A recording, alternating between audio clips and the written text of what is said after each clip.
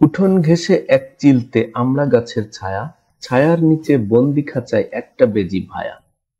ছোটবেলায় শৈশব কৈশোর যাদের গ্রামে কেটেছে কিংবা আধা মফস্বলে, তাদের প্রায় সকলেরই বেজির সাথে দেখা হয়েছে বহুবার। বাড়িতে পোষা মুরগির বাচ্চা শিকার করতে ওরা প্রায় বাড়ির উঠোনে চলে আসে।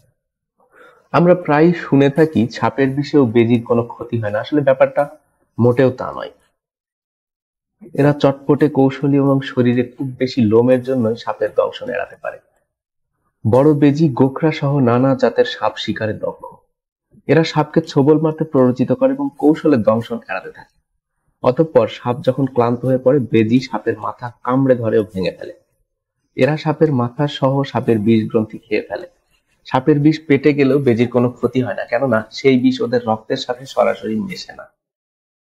ইঁদুর দমনের জন্য ওয়েস্ট ইন্ডিজে একবার বেজি আমদানি করা হয় এবং এরা ইঁদুর সহ অন্যান্য ছোট আকারের স্থানীয় জলচর প্রাণীদের প্রায় নিঃশেষ করে ফেলে। এই কারণেই মার্কিন যুক্তরাষ্ট্রের চিড়িয়াখানার জন্য বেজি আমদানি সম্পূর্ণরূপে নিষিদ্ধ। বাংলাদেশে 3 প্রজাতির বেজি আছে, তন্মধ্যে 2টি বিপদগ্রস্ত ও 1টি বিপদমুক্ত। বাংলাদেশের বেজিগুলোর মধ্যে আছে, এরা হলো বড় বেজি, কাঁকড়াভুক বেজি, নকুল বেজি। বেজি সাধারণত পাথরের বা ঝোপের নিচে উইয়ের ঢিবিতে নিজের খোঁড়া গর্তে বসবাস করে। এরা কখনো একা বা সপরিবারেও শিকার করে। এরা ছোটখাটো স্তন্যপায়ী প্রাণী, সরীসৃপ, উভচর ও সব ধরনের কীট পতঙ্গ ধরে খায়। বেজিরা কখনো কখনো পাখির ডিম, মৃত জীব, কখনো ফলমূলও খেয়ে থাকে। এরা শহর ও গ্রামে হাঁস মুরগির ছানা ধরে খায়।